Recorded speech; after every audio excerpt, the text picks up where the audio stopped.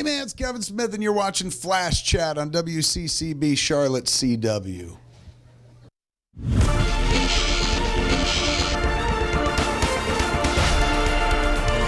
Hey everyone and welcome to Flash Chat. It is not ever a regular day in Central City and nothing is back to normal, even though that's what the episode's called. I'm your host, Jess, and we are here to talk about the Flash episode 219. I have my guests with me today. We've got Brandon Padgett and Herc Petmezas. Petmezas. I've been practicing and I blew it last minute. And they are two artists locally, and they have brought a lot of cool stuff with us to show and tell me what you guys have been up to. Well, we just both, we do a lot of stuff together. And the last show we were at was South Carolina Comic Con. So Okay, yes, we saw each other there. Coming up this weekend, we have the Charlotte Comic Con, and then we have Free Comic Book Day in Greenville. Yes, Free Comic Book Day is very soon. Yes, I'm very excited about it. We also have a Library Con coming up in June as well. And we do Sketch Charlotte. Herc founded Sketch Charlotte 10 years ago this year. Okay. Actually, yeah, 10 years ago. Wow. We meet every Thursday night at between 5:30 and 6:30 across the street from Heroes Aren't Hard to Find. Okay.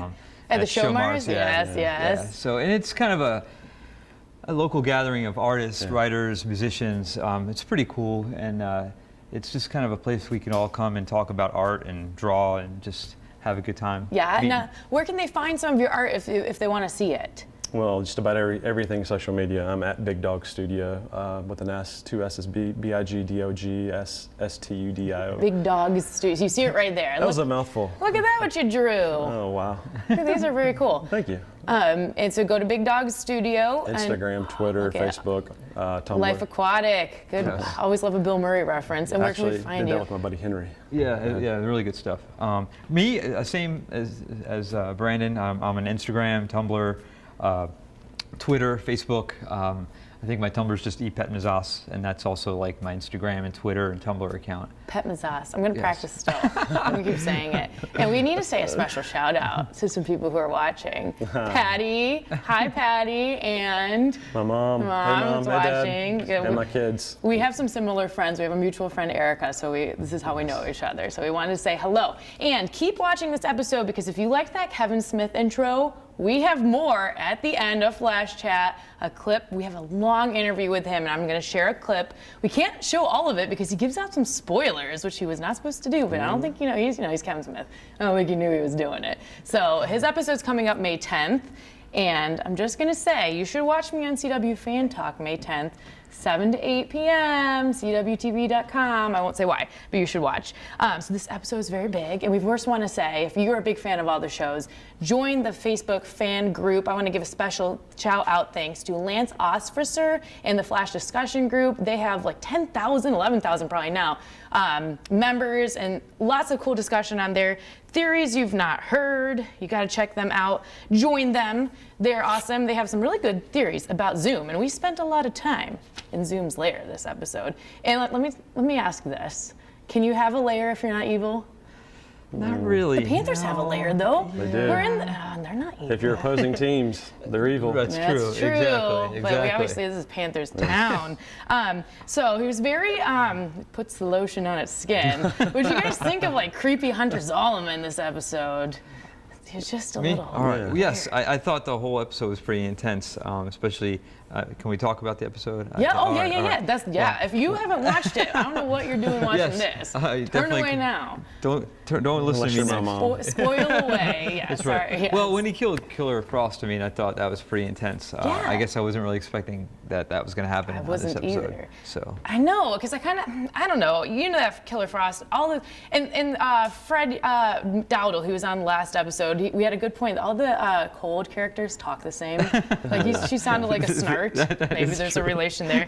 But, I was wondering if we were going to see Killer Frost this episode. I was wondering more if they'll turn our beloved Caitlin into Killer Frost. Do you think we'll see anything like that happen with her character? I kind of hope they don't, because it seems like a lot of characters they introduce, they have powers. Yeah. It'd be nice to introduce some regular characters to build the cast. Yes. Just so that when they do introduce somebody with powers, it stands out that much more. Exactly. Yeah, I don't want to see her turn, but sometimes I think it's inevitable to keep the plot going that maybe somebody will go bad. Right. But this was an interesting point that Killer Frost made to Caitlin. She was talking about how their mom is icy. They don't like their mom. Right. And she said, oh, is it because of when your brother died too? And Caitlin said, I don't have a brother.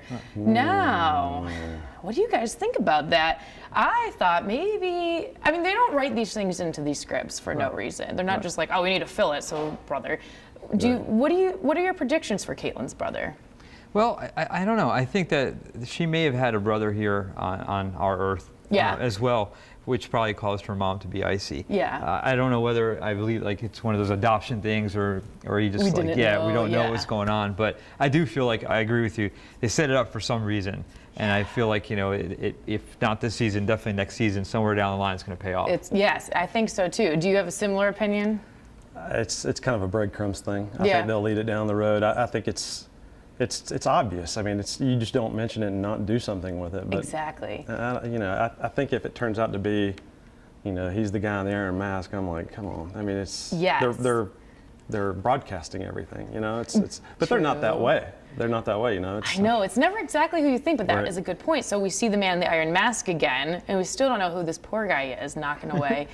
And so I thought, well, like literally every episode. Yeah, who is he? I change my opinion every episode. You see him right there. I think we've at least determined that he is of the white complexion. From last week, you could see blonde hair sticking out of the mask. So I ask all my guests this: who do you guys think is the man in the mask? I kind of think maybe it's Caitlin's brother now, because that's so left field, and I don't know. I change my opinion every week. I feel like that's where they're leading you. Okay.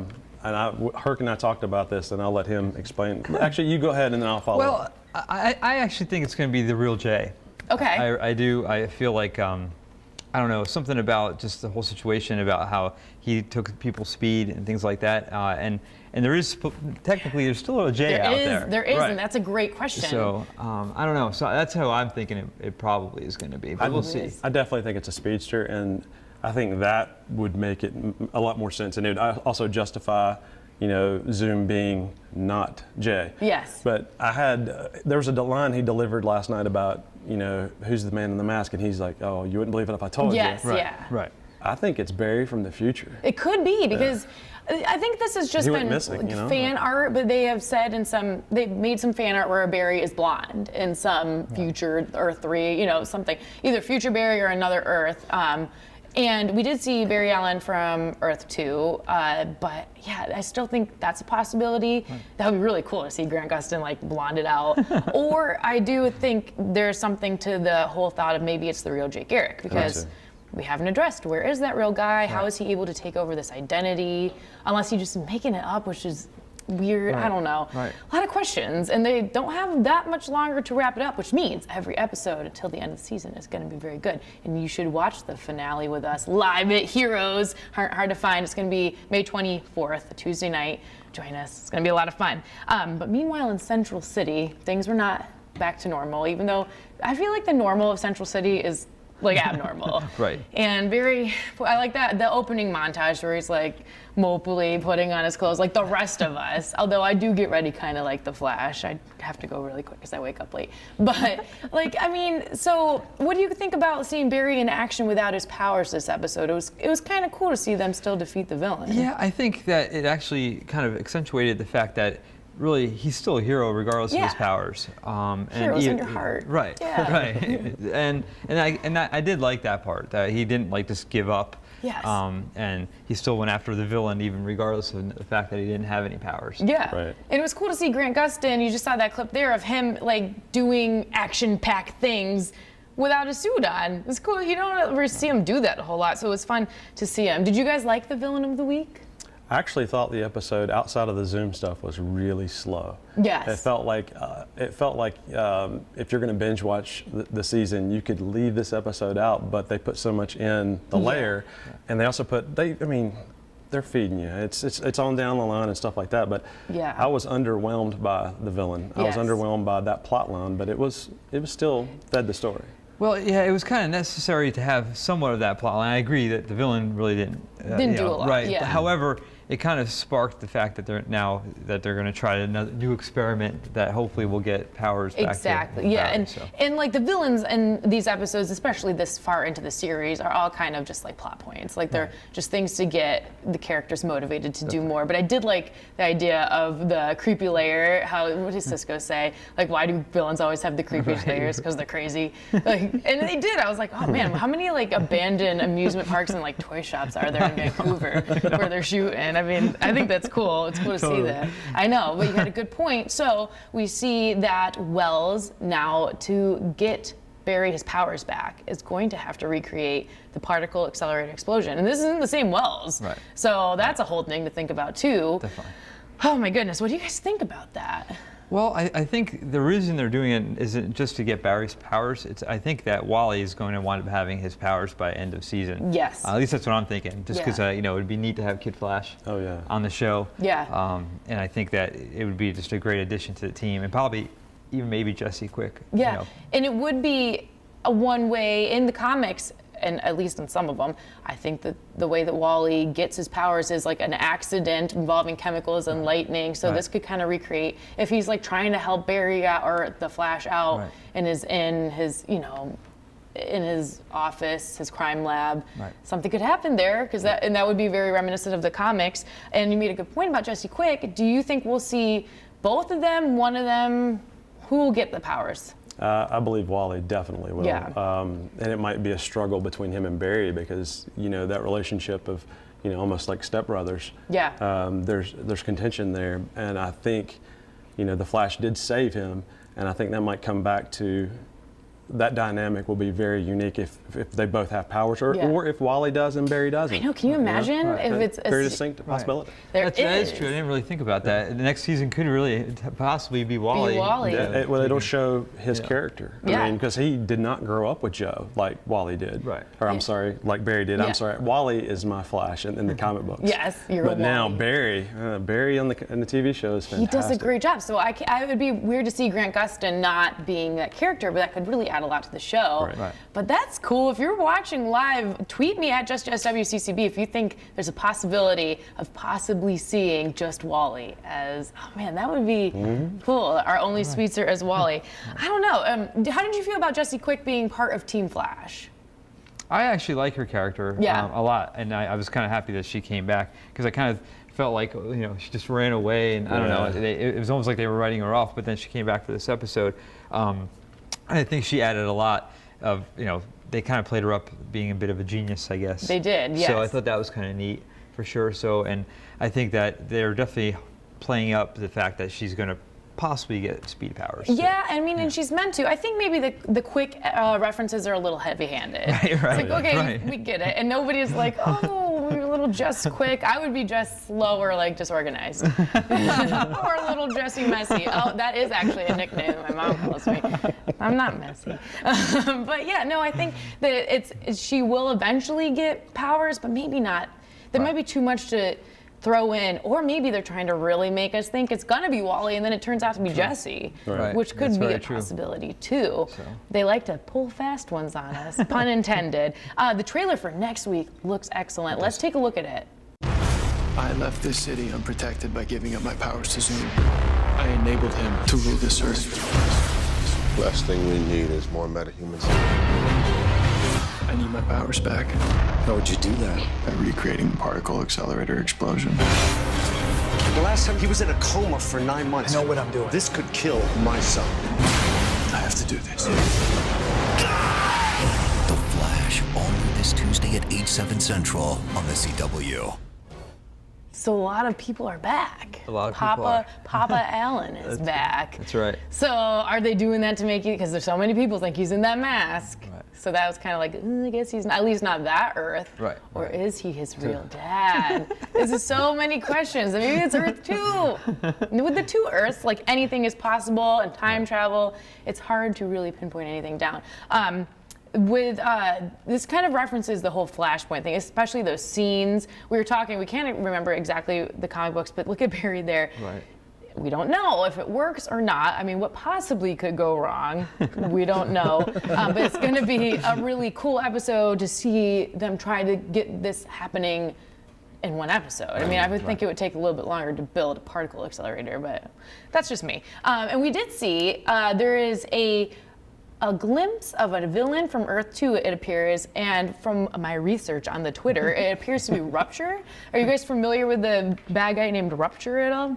Actually, no, not at all. No, I don't think I am. Well, what Twitter told me is it's Cisco's brother.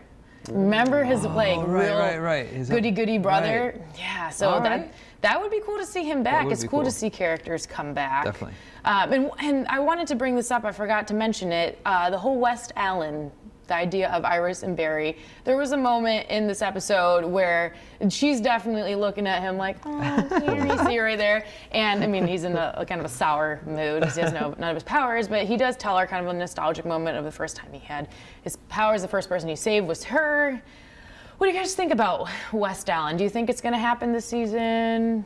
Not this season. No. It's got to go through the whole, he chases her, she chases him. Yeah. And then there'll be a little time off. And then, I hope so. Because as soon as they're together, what else do you have? Or, and I agree, if they get together, then it might be something that brings them apart. But, it's inevitable in this storyline. It's a classic relationship. They will get together. I know all the fans out there want them to be together so bad. And I really love Iris's character this season. They've had her do a lot of stronger roles, and she's a great actress. And I've been proud of the way they've written her this season. They've given her more depth. But I don't think we're going to see that relationship start. I think it's like you said, it's going to be like one likes the other and they give it up. So we'll see what happens with that relationship. But next week's episode looks so cool. It does. And if you're an Arrow fan, they are back tonight at 8. You can make sure to tune in tonight at 8 to WCCB Charlotte. It left off with a big. I don't want to spoil Arrow because this is an Arrow chat, but it left off with like a really big thing. So I'm wearing green. But. Yeah, look, represent. I wore Arrow the other week because I didn't wash my Flash shirts, and then I brought. This is a Rico Renzi spring design from the spring collection. You guys read Spider-Gwen, Rico color Spider-Gwen. This is a reference to that.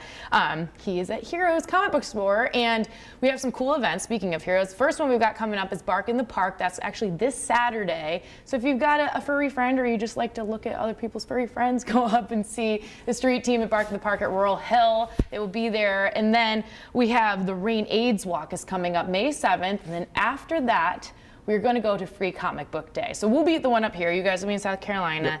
And we will be at Heroes Aren't Hard to Find Comic Book Store. It's like an event. It's not just the comics. Like, people will be there. Yeah, it's huge. Yeah, it's a huge event. It's most of the shops have artists that will draw for free for you guys. So you can wait in line and ask them to draw one of your favorite characters. It's so worth it. It really is. It is. It's like a mini convention. Oh, yeah. They have more people at their Free Comic Book Day than a lot of these smaller shows have at their shows. Yeah, it's like a microcon. It's kind of ridiculous. That's a new word. I'm gonna. You're gonna coin it. I am. You heard it on Flash Chat. Microcon. Oh, before I forget, Kevin Smith. Check out this. I almost forgot, and I teased it. Kevin Smith. We're gonna have him on our show. An interview we did with him coming up, but I don't want to give it all away. So check out what he has to say about the episode that he directed coming up May 10th. Let me tell you something. Working on The Flash was a dream come true because I never really got to shoot any superhero type stuff. I love this stuff. Read comics my whole life. Watch all these movies, but I never really make, Jane Silent Bob dressed up like Blunt Man and Chronic once in Jane Silent Bob Strike Back. But generally, I don't get to work in the tights genre. But it was amazing. What I brought to it wasn't like, look at how I can shoot this, because I was never going to walk in and be like, let me show you people how to make the Flash. Like, they do it all the time, and it's awesome. So I didn't go to do my stuff. I went to try to do their stuff. What I brought to it was unbridled enthusiasm. I was on crazy on fire on set in terms of boy, this is great. So before a take, this is what it would sound like. All right, folks, we did one. That was great. We're going to do one more, just pick up a few lines. But that's going to be it. Once we do this take one last time, we'll never do it again. So everyone enjoy it, because it'll never happen again in this lifetime. And right now, all of us are doing the greatest thing in the world. We're making the Flash. What's better than this? Let's do it! So what I'm taking from that is we could all go direct the Flash with our unbridled enthusiasm. So yeah, we should totally do it. So stay tuned for that. I will let you guys know when I'm putting that on a Flash Chat. We may just do one whole special Kevin Smith episode. And again, join us for the Flash finale party. It's going to come faster than we wanted to, as all Flash things do. It's going to be May 24th at Heroes Aren't Hard to Find comic book store, 6 to 9:30. We're going to do a live Flash chat, and there may be some cool Skyping guests. I'm just saying that the premiere party, we had Tom Cavanaugh Skype in. So you just never know. We'll see. It may happen. We're hoping, fingers crossed. But I want to thank our guests today, Brandon and Herc. Again, Big Dogs Studio, Mad Greek on Tumblr. Look for all their cool art and go see them. Charlotte Comic Con this weekend. And that is all for today. We'll see you next week with Flash Chat.